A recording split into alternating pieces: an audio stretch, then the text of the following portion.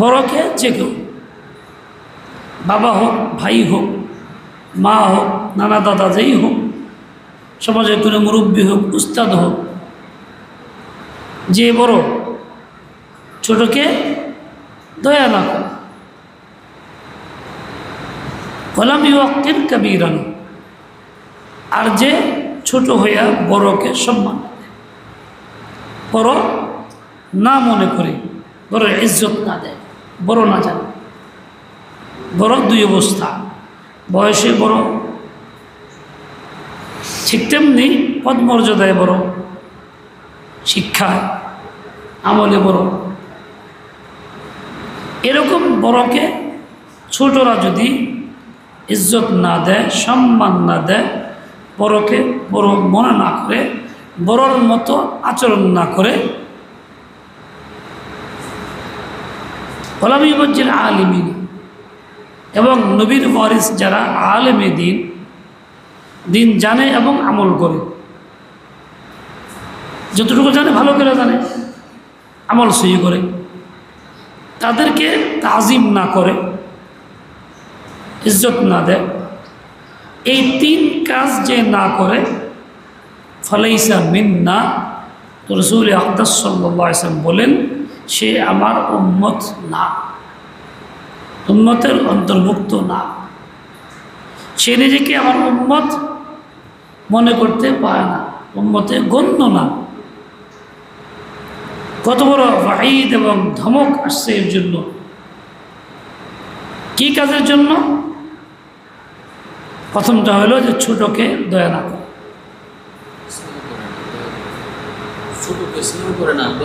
দয়া করে না, যে দয়া না করে। এই যে উস্তাদরা পড়ান, এটা কিন্তু দয়া। এই যে মুরব্বীর ব্যবস্থা করেন, এটাও দয়া। এই যে বিভিন্ন রকমভাবে সতর্কতা অবলম্বন করা, এটাও দয়া।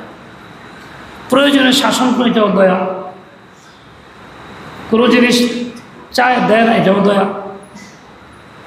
অবশ্য শিশু আগুনে ঝাঁপ দিতে চায়, ধরতে চায়, বাপ মা ধরে ফিরে রাখে, ধরতে দেয় না, এটা দয়া। বাহ্যিক মনে হয় খারাপ কাজটা করলো, বাচ্চারা আটকে রাখলো, যেভাবে দিল না। ঠিক তেমনি তোমাকে মোবাইল দেখতে খুব মনে যায়, কিছু কিছু বাপ মা সতর্ক, তারা দেখবার দেয় না, এটা কি দয়া।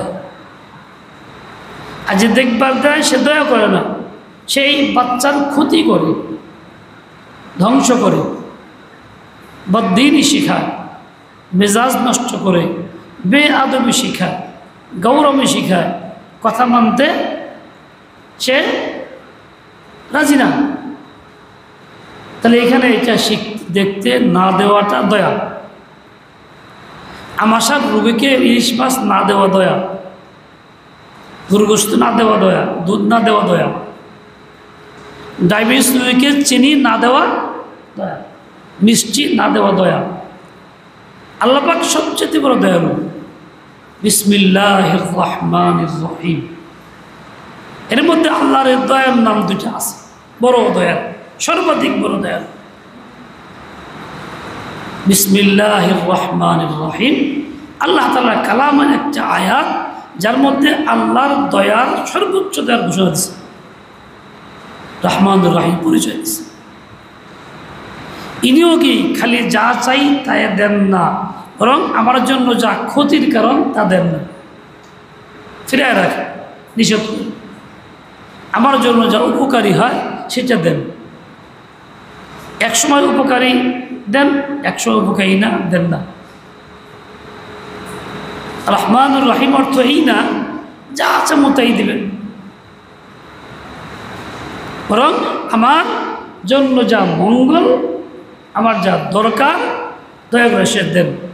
চাইলেও দেন, না চাইলেও না চাইলেও দেন। আল্লাহ তাআলা কালামের মধ্যে এই আয়াত দিয়েছেন। আয়াতটা এত গুরুত্বপূর্ণ, রাসূল আকরাম সাল্লাল্লাহু আলাইহি ওয়াসাল্লাম যে কোনো মানুষ আসলে ঝাড়ফুঁক দোয়া চাবে, বিসমিল্লাহির রহমানির যাও, বিসমিল্লাহি আরকিকা, দোয়াটা বেরোচ্ছে আল্লাহর নাম দিয়ে।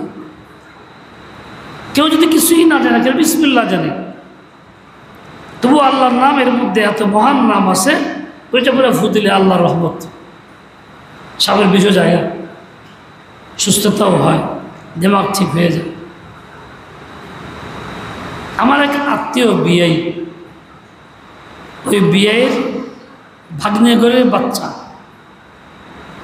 ছোট দুধের শিশু, 1 সপ্তাহ হয়ে ঘাড় বাঁকা, সুতা করতে পারে না, দুধের বাচ্চা, ধুয়েও সরানো যায় না। আজীব কারণ, কষ্ট ভীষণ, একদিকে থাকতে হচ্ছে, দুধ পান খাইতে পারতেছে না, কি বেকায়দা। বিয়ে বলল, বিয়ে এই অবস্থা, কি করা যায়? আপনি যে আসতে পারেন ভালো হয়।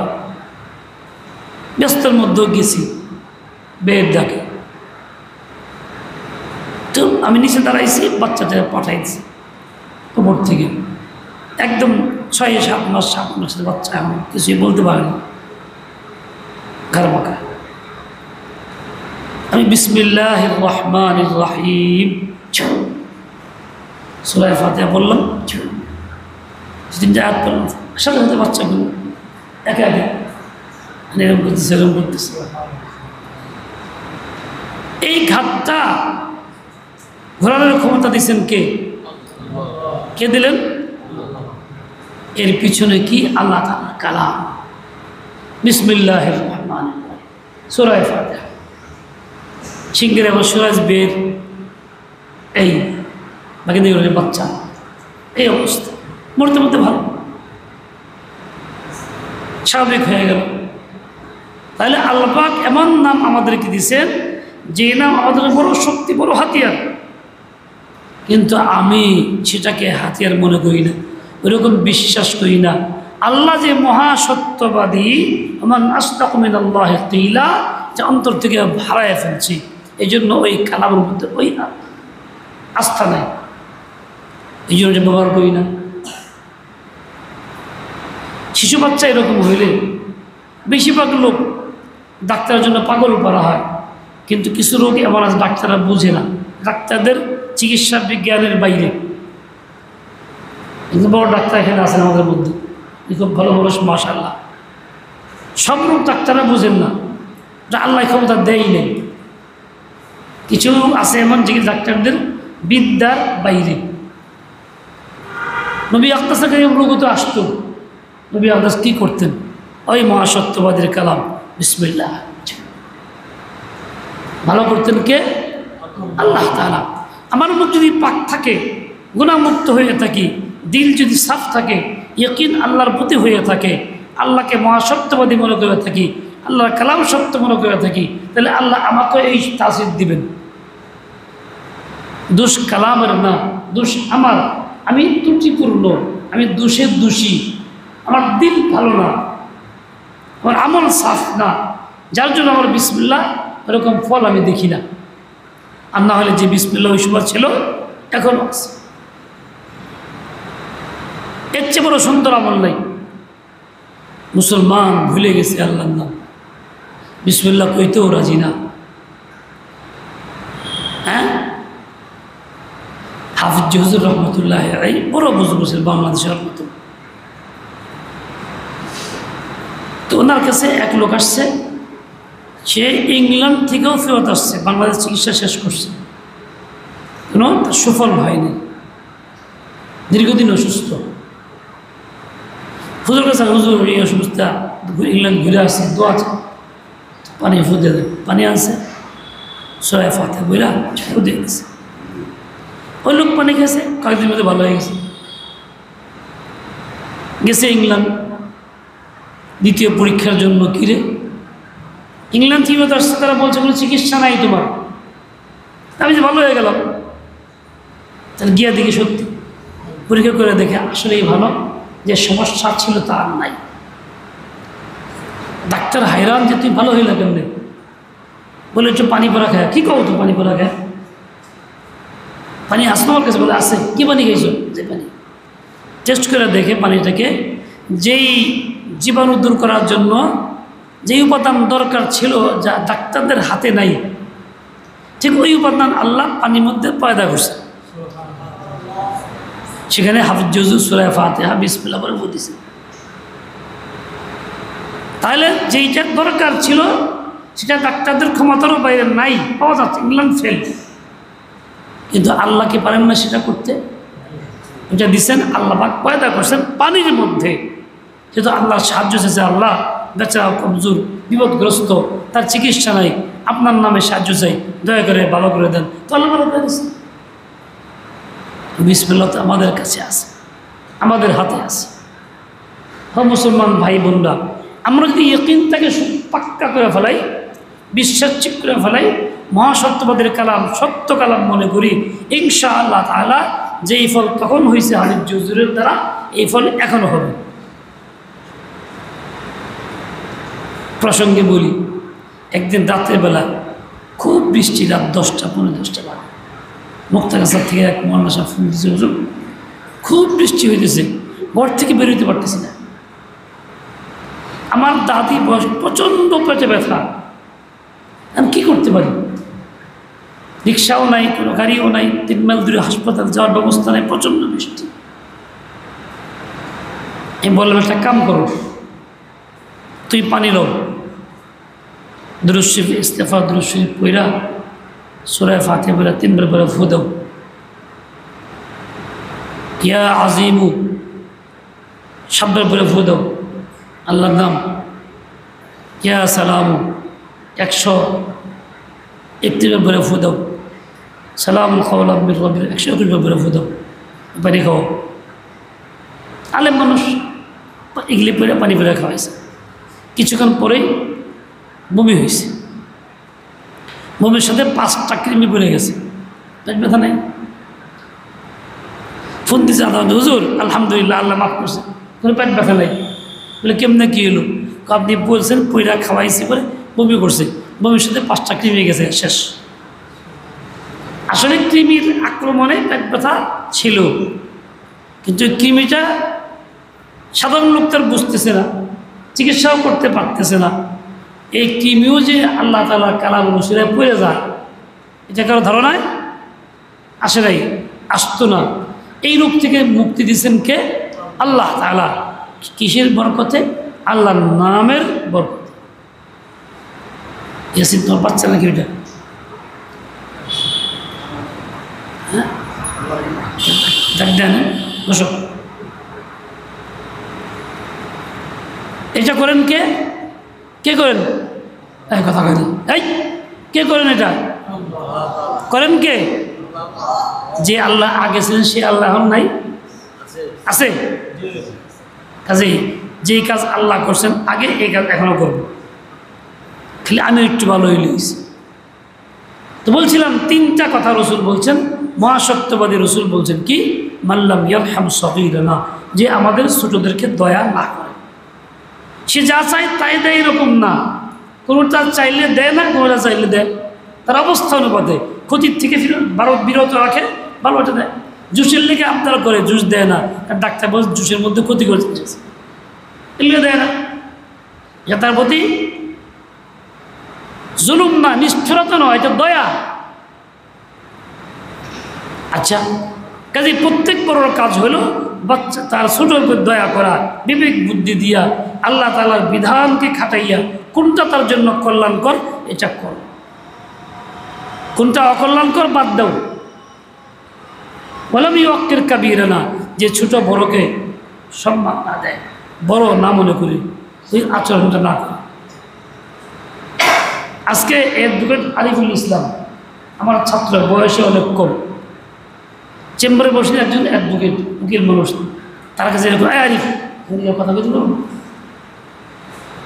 এটা দুনিয়ার নিয়মে অন্যায়, কারণ সে একটা পদ মর্যাদায় আছে।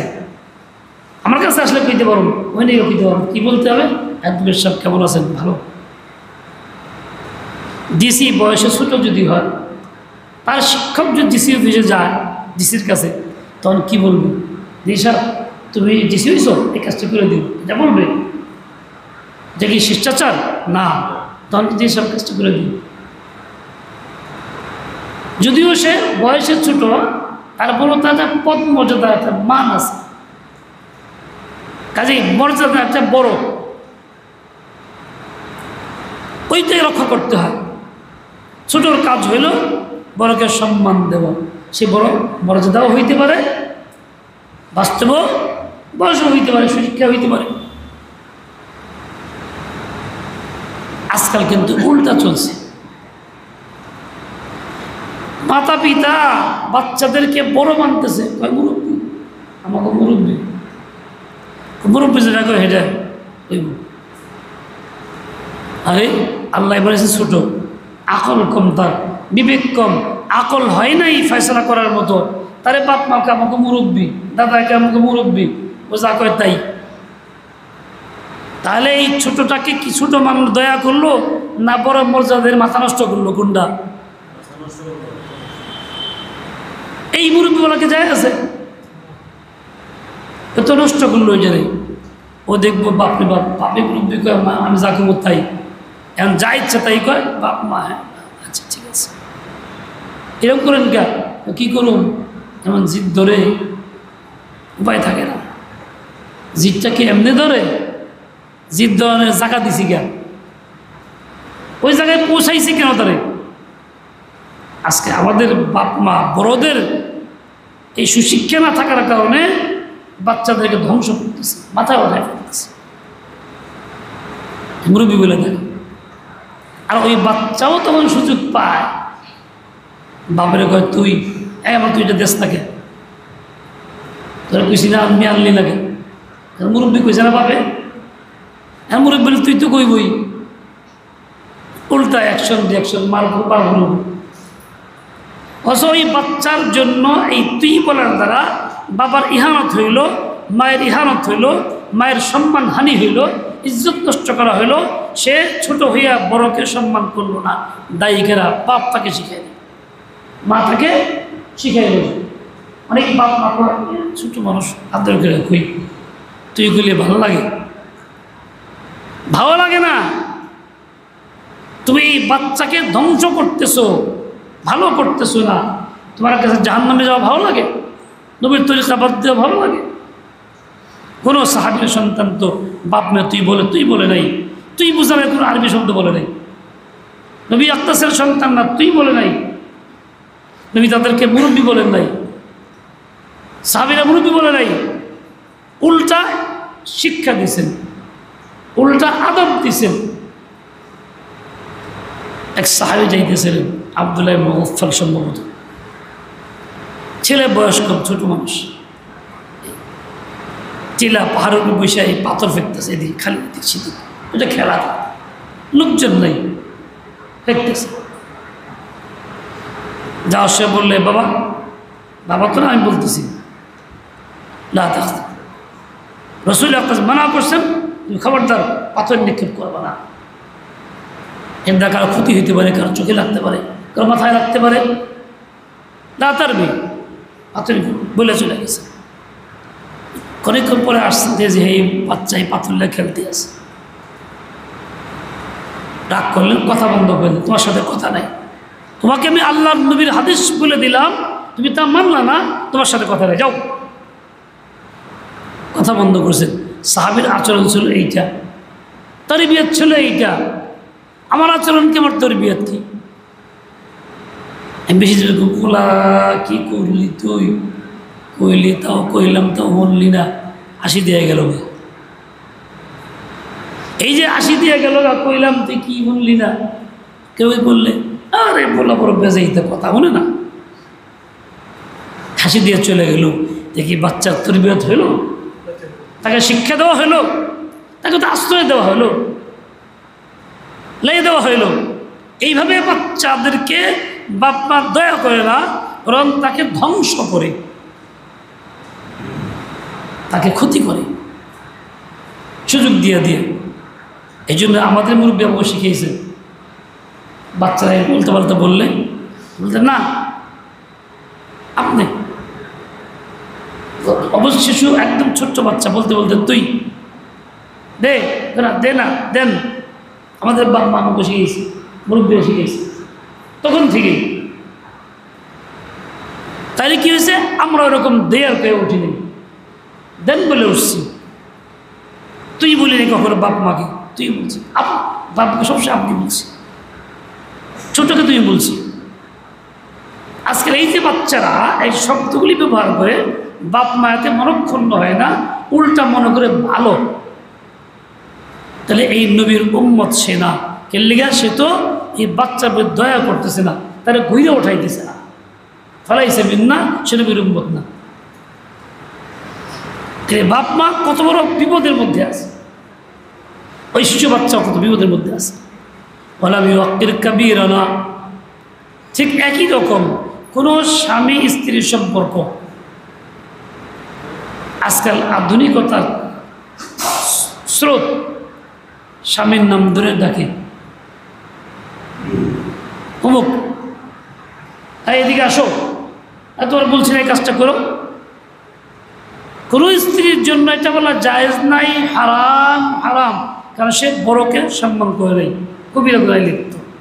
স্বামী অনেক ক্ষেত্রে বয়সে বড় আর মর্যাদা সবসময়ই বড়, সেই মর্যাদা রক্ষা করে নেই, বড়কে বড় সম্মান দেয় নেই। আইতেই বলতেছে এটা শরআন না জায়েজ, এই হাদিসের ওয়াইদের আওতায় সেও আছে, সেও গুনাহে লিপ্ত, সে নবীর উম্মত না।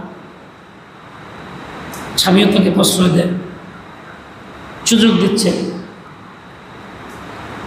ওই স্বামীও এরকমভাবে অধীনস্থ ছোটকে সুযোগ দিচ্ছে, মানে এরকম বাচ্চা তরবিয়ত যেরকম করেন এরকম করতেছে, সেও ধ্বংস করতেছে, সে নবীর উম্মত না, কারণ সে ছোটোর প্রতি দয়া করল না।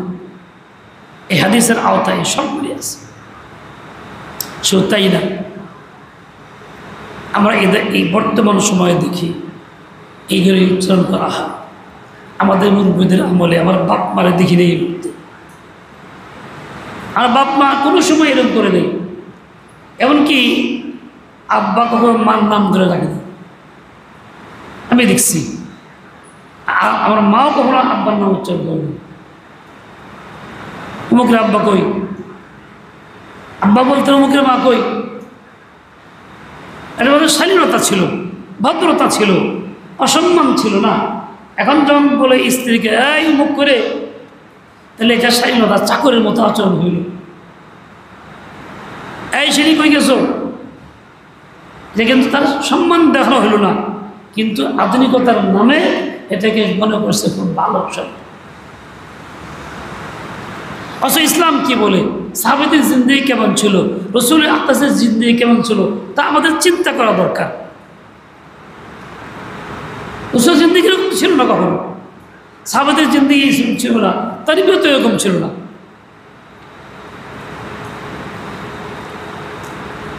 যেমন নাম উচ্চারণ করা এবং তাকে ডাকা নাম দিয়া এই ধরনের ব্যবহার করা নিষেধ, ঠিক তেমনি এক সময় ছিল অতি ভক্তি, মানে মহিলারা স্বামীর নাম প্রয়োজন হইলেও উচ্চারণ করতো না। আমরা দেখছি আমাদের চাচি নারীদের, গ্রামের মুরব্বীদেরকে জিজ্ঞেস করে নাম কি, স্বামীর নাম কি, তো বলে এই তোর নানার নাম কম, বাচ্চা থেকে বলতে তো বাবার নাম কম, নিজে বুঝতে বলতো না। যতটুকু সীমার মধ্যে ছিল, এটাকে শ্রদ্ধা এবং সম্মান। স্বামী বড়, তার নাম মুখে নিব না। এমন এক সময় ছিল স্বামীর নাম উচ্চারণ করলে মাসলা জিজ্ঞাসা করতো, হুজুর স্বামীর নাম তো পেয়ে ফেলাইছে, এবার বিয়ে ভেঙে গেল নি। শ্রদ্ধা ছিল, বড় এসে মানত, কিন্তু অশিক্ষিত মানুষ, শিক্ষা ছিল না, তাই শ্রদ্ধা বেশি করত। এটাও সীমার ভিতরে আছে। কিছু একদম মুখ হলো, তারা একদম নাম বলতোই না কোনো ক্রমে। একজনের নাম ছিল রাহমাতুল্লাহ, তার স্ত্রী নামাজ পড়তো আত্তাহিয়াতুর মধ্যে সালাম দিত, আসসালামু আলাইকা আইয়ুহান নবিয়্যু ওয়া রাহমাতুল্লাহি ওয়া বারাকাতুহু, মধ্যে রাহমাতুল্লাহ কইতো না, স্বামীর নাম হয়ে যায়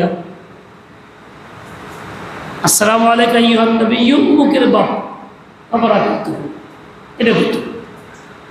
জাহালাত মূর্খতা ছিল, অতি সম্মান করতে গিয়া নবীর তরিকা জানা ছিল না, এই জন্য এরকম করত, কিন্তু এটা মর্যাদা ছিল।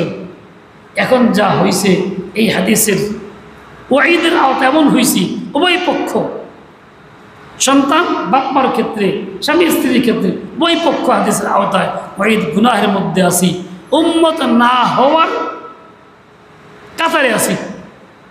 ফালাইসা মিন্না।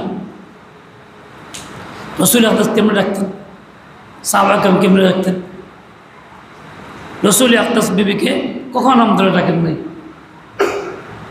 কোনো হুকুম আসলে ডাকছেন তো এরকম তার খেতাব দিয়ে। রসুল আকদাসকে হুজুর সাহাবা বিবিরা কেন ডাকতেন? ইয়া রাসূলুল্লাহ এভাবে ডাকতেন। রসুল তো নবী, রসুল তো পাবেনি, তাহলে অন্য সাহাবীরা তারাও কখনো এরকম ডাকে না স্ত্রীরা। ওমর শুনে যাও, আলী কই, কখন ফাতেমা এরকম থাকেন না।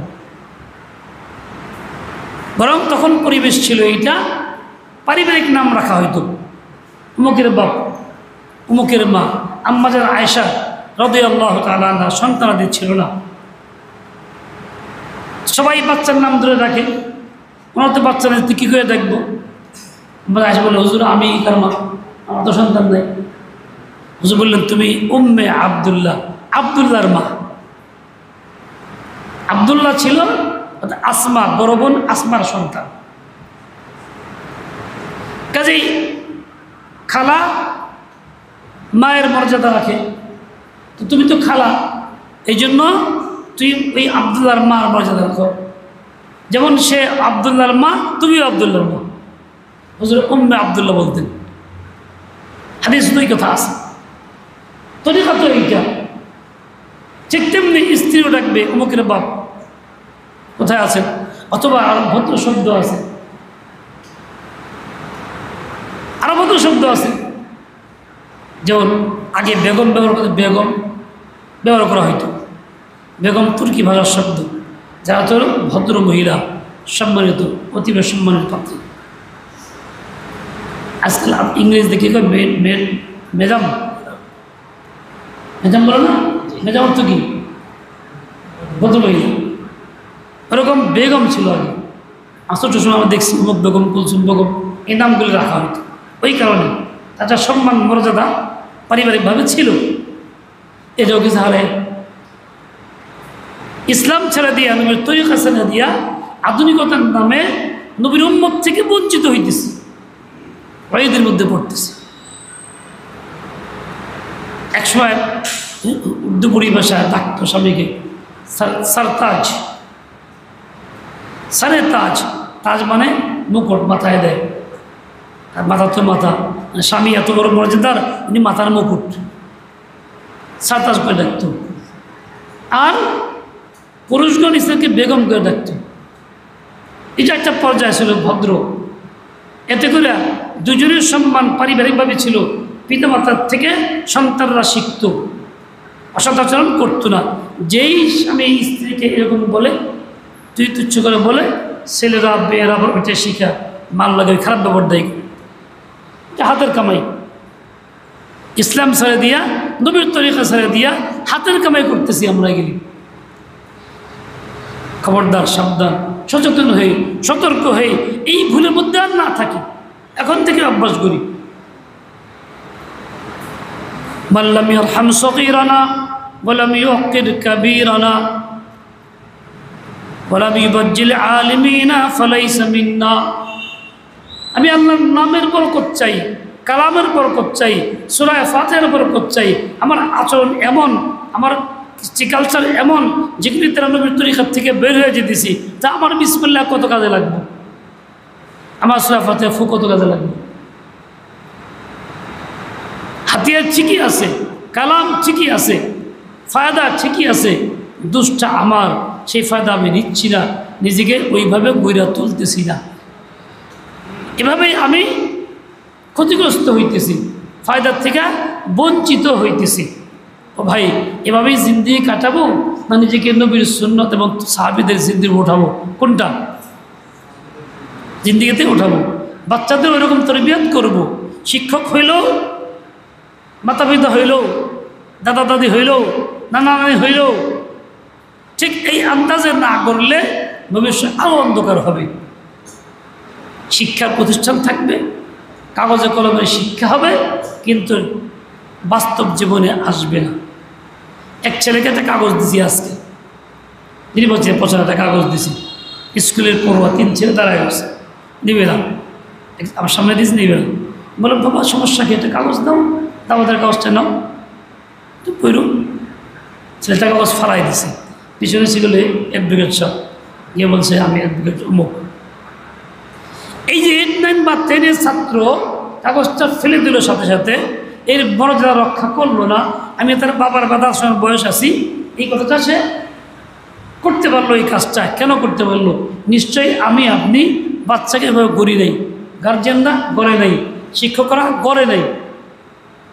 আগের যুগে কোনো মুরব্বী কিছু দিলে ফেলাই দিতাম, কোনো চিন্তাও করিনি আমি। এই অসম্মানটা আমাদের হাতের শিক্ষা। এই যে অসৎ আচরণ, যাকে বাংলা অসৎ আচরণ বলি, শিষ্টাচার বলি না, শিষ্টাচার বহির্ভূত বেয়াদবি, এটা এই জন্য হয় নাই, একাকি হয় নাই, ওকে পরিবেশে গড়াই ওঠানি হয় নাই, বড় সম্মান শেখানোই হয় নাই। আল্লাহ পাকের বান্দারা কেমন থাকতেন, বড় কেমন সম্মান দিতেন। ইয়াজ গোলাম ছিলেন, বাচ্চাদের খুব মহব্বত করতেন, বেশি ভালোবাসতেন। এমনকি মন্ত্রীদের চাইতেও ভালোবাসা বেশি হয়ে গেল, তাতে মন্ত্রীদের ঈর্ষা কিরে। সুলতান মাহমুদ এত ভালোবাসে,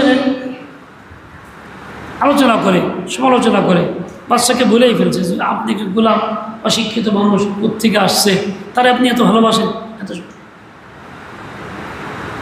উনি কোনো জবাব না দিয়ে একটা হিকমত করছেন। হিকমত কি করছেন? একদিক বলি, একটা সবাইকে ডাকছেন, তাকেও ডাকছেন, একটা ফল কাইটা টুকরো করে দিয়েছেন সবাইকে।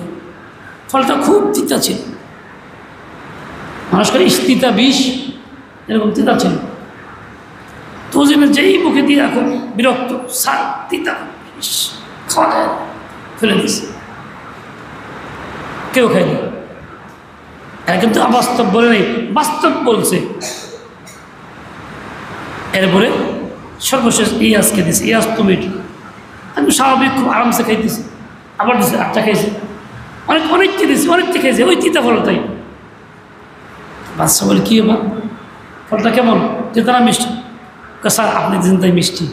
তিতা না, সবাই তিতা বলে, বাস্তবে তিতা, কিন্তু আপনি যখন দিলেন চিন্তা করলাম কত কত ভালো ফল খাওয়াইলেন, কত মিষ্টি ফল খাওয়াইছেন জীবনে, কত নেমত আপনার থেকে পাইছি, আপনি মহান বড় তিতা একটা ফল দিছেন, আমি এটাকে বেখদরি কেমনে করি, আপনি তো বড় আমাকে দিছেন, তাই বড় সম্মান রাখছি, তিতাটাই আমি খেয়ে ফেলছি, খারাপ মনে করিনি। বাদশা বললেন এই দেখো তোমরা আর এই বেষ্টনটাকে, কারণ সে বড় সম্মান এমন রক্ষা করছে এবং কি চিন্তা করছে। দ্বিতীয় ঘটনা, প্রতিদিন ইয়াজ এক জায়গায় যাইত, একটা ছোট্ট একটা পার্সোনাল রুম, তালা বাইরা চাবি কাছে রাখতো, সকালবেলা ওইটা খুলে যাইতো ভেতরে, কিছুদিন পর চলে আসতো, কেউ যাইত না। অভিযোগ করছে মন্ত্রীরা যে ঠিক না আপনার ইয়াজ, এই অসৎ টাকা পাচারকারী, গুপ্তধন সে পাচার করে রাখছে অমুক জায়গায়, কেউ ঢুকতে দেয় না, প্রতিদিন যাতায়াত করে, নিশ্চয়ই সে এরকম করতেছে। মাস্টার জিজ্ঞেস করলো সবার সামনে, ইয়াজ তুই আধা রুম বানাইছ? জি যাও। চাবি তোমার কাছে? জি। প্রতিদিন যাও? জি। কে রাখছো সেখানে? চাবি দাও। পরে যাও সাথে গিয়ে থেকে পুরাতন একটা সিরা জুতা, সিরা একটা কাপড় রাখা, আর কিছুই নেই। কেন তুমি এইটা এইভাবে রাখছো? যাও কেন? বলে স্যার আমি একজন গোলাম, গরিব মানুষের সন্তান, আমার প্রতি ছিল এই সিরা জুতা আর সিরা কাপড়, এটা নিয়ে আপনার দরবারে আসছি। আপনি কত বড় ব্যক্তি, কত মহান, আমাকে আপনি এত আদর করে কাছে টানছেন যে আজকে আমি শাহী পোশাকে থাকি। তাই আমি অহংকার করি না, যাতে অহংকারে লিপ্ত না হই। প্রতিদিন সকালে কেউ যে দেখে সবক নেই, এই আজ তুই কিন্তু এই ছিলি, তোকে আল্লাহ এখান থেকে এই মর্যাদায় উঠাইছে। আমি তাই কান্নাকাটি করি, শুকর আদায় করি। তাহলে আল্লাহ পাকের বান্দা কি পরিমাণ আজমত তার মধ্যে ছিল, বড় আল্লাহর কত নৈকট্য লাভ করছে। আসলে এই গুণ দ্বারাই মানুষ আল্লাহর নৈকট্য লাভ করে। তো বললাম হাম সগীরান ওয়ালাম ইউক্কির কাবীরানা ওয়ালাম ইউবাজ্জির আলিমিনা। এই হাদিসের আওতায় ওয়াঈদের মধ্যে আমরা না করি। সাহাবাদের জিন্দগি, রসুলের